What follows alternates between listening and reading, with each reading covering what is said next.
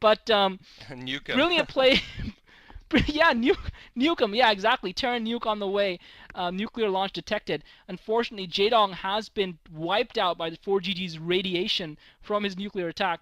But um, yeah, I think the biggest, the most telling thing about that entire series for me was how in game two and in game three, both times, ForGG was actually able to kill Jaedong before he could get his defilers out. And to me, that's a testament to, first of all, his preparation and his choice of builds, and to second of all, his early game play and adaptation. And I don't know what he's done so differently. I mean, obviously we've seen him do a few things like the early engineering bay, the 2 racks into CC build, and obviously bamboozling Jaedong in this game as well. Jaedong, though, going for the overpull in game 1 and 9 pull in game 3, did leave himself a little bit open to that sort of build from 4GG, but I guess 4GG takes all the credit. But yeah, sorry for rambling. Um, but yeah, huge testament to 4GG's play for the way that I think he's won game 2 and game 3. I think it says a lot about his preparation and, I suppose, his temperament. And certainly we can say that 4GG is a big match player. He didn't crumble under the pressure. He's managed to take this championship, and could we be seeing great things for him I think we can. This in is the so future? reminiscent of a series. Yes, I think absolutely. This was so reminiscent of Boxer versus Yellow, perhaps in the old days. That's what I was thinking. When Boxer dispatched Yellow in an MSL, no, an OSL semifinals within 25 minutes, I think, of gameplay. And today has been a little bit longer, but really, it hasn't been very much. In 40 minutes of gameplay, 3 games, Jaedong lost to 4GG, and Boxer was like that against Yellow, very scarily. I mean, of course, they played several times, and every time Boxer just figured out what Yellow was going to do and rushed him and killed him. And of course, these games weren't rush builds, but it reminded me eerily of the same way. And I think 4GG, definitely a dark horse, but is someone to watch out for in the future. I mean, he is the MSL champion. He dethroned Jaedong, who was, of course, the reigning MSL champion, and it's unfortunate that our video didn't allow us to see what's going on after the game, what kind of celebrations are coming from 4GG, and what kind of reaction we have from Jaedong. Do you think this is a bit of a start of a bit of a slide for Jaedong, or do you think that Jaedong will recover from this?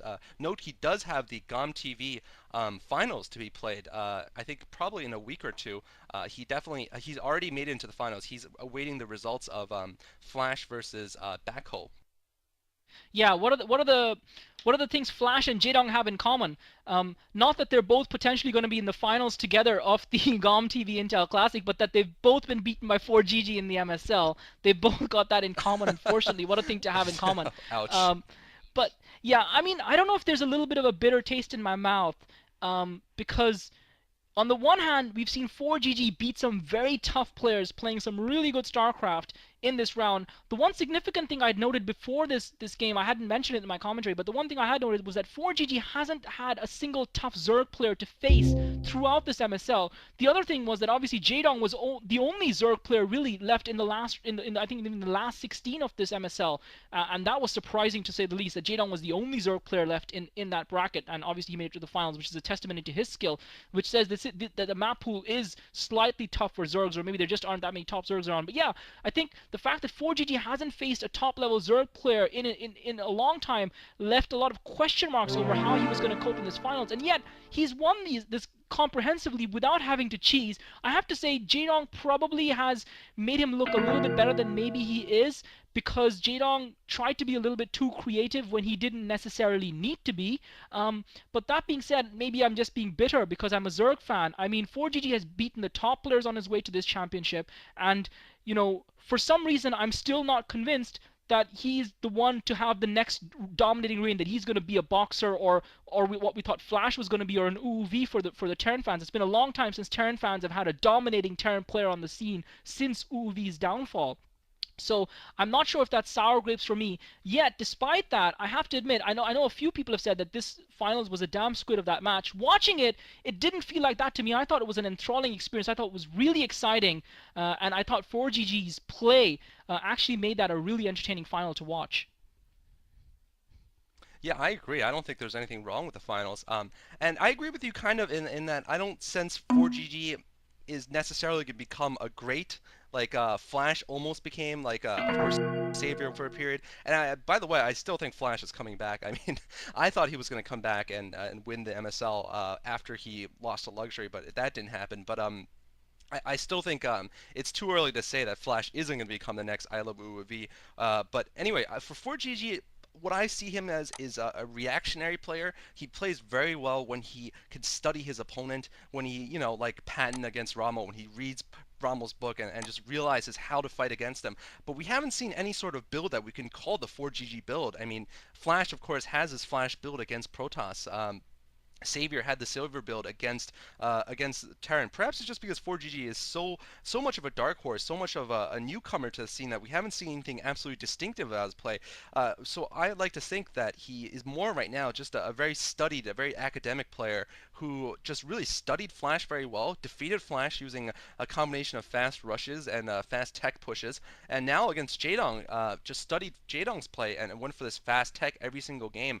And really, I don't know. I just don't know if 4GG can be the next great player or will be, but certainly it's exciting to see a fresh face here. And by the way, I mean just for the purposes of Pro League, I think Lakecraft has just got a bulletproof lineup here. I mean Jaedong uh, and what's his face, 4GG, Backhoe, Anytime, all these great players on their team right now. I think they're going to be the new stars in the Pro League, but that's of course another story.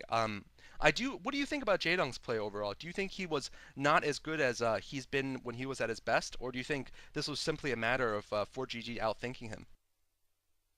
Yeah, I never thought I'd see the day when Bako was considered a great StarCraft player, but that happens, I guess. This is what happens when you grow old, and things are obviously never as good as they were when you were young. But yeah, how motivated is Jaedong going to be tomorrow in the playoffs? I wonder how motivated is he going to be? How much down in his confidence he's going to be? Because he's a key player for LeagueCAF, obviously against SK Team One. But that's going to be exciting to watch. Moltrap and Diggity will be bringing that cast live. I don't know if I'll be around to join them or not, depending on how strict my wife is.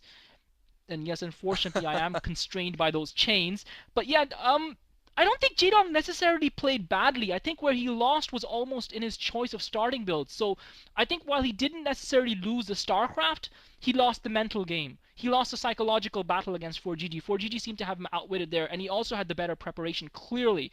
I think, despite that, though, we did see that 4GG's micro wasn't perfect throughout, even in Game 3, when Jaedong went in with Yeah. masses of links from those three hatcheries. He almost broke 4GG down when he shouldn't have had any right to. 4GG almost got caught off guard there.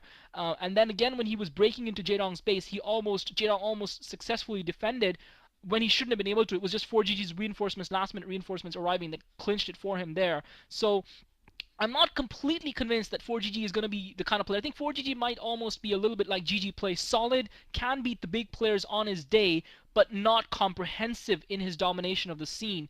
And I don't think it's because he doesn't have a unique build. I think it's because he relies so heavily on preparation. I wonder what's going to happen to him if he ever manages to make it in both the OSL and the MSL, and he's playing Pro League at the same time, and he's having to prepare for all of these tournaments. How is that going to affect him? Because he's not going to be able to have the time to just focus on one matchup, which is what he's been able to do since he's only been in the MSL. That being said, Jaedong was also in the MSL, and maybe he was a little bit overconfident going into this and didn't prepare as well as he should have. Nevertheless, it's been a great. I think it's been a great final. I really enjoyed it. Yeah, and since I always say Zerg players are the most emotional of all races, I think the most sort of bound by their either high points or their low points in their spirit. I certainly hope that Jaedong isn't going to go into some sort of savior-like decline. Certainly, he has a lot of games upcoming for him, including the Pro League finals tonight. Not the finals, but the playoffs. I believe they will be at 10 p.m. Pacific time, so 1 a.m. Eastern Standard Time. I don't know when we're gonna get this cast out. Hopefully before then, so you guys, this information will actually be pertinent to you. But certainly Jaedong has a lot of games up for him. Of course, he does have the GOM TV Intel Classic finals coming for him, and I just hope he doesn't go into any kind of decline because that would just make me very sad, and I'm sure most Zerg fans very sad. We do have, of course, July is the OSL champion, so certainly the period of well, we could be seeing, of course, a resurgence from Zerg. We probably are in the middle of a Zerg renaissance if we ever have been out of it.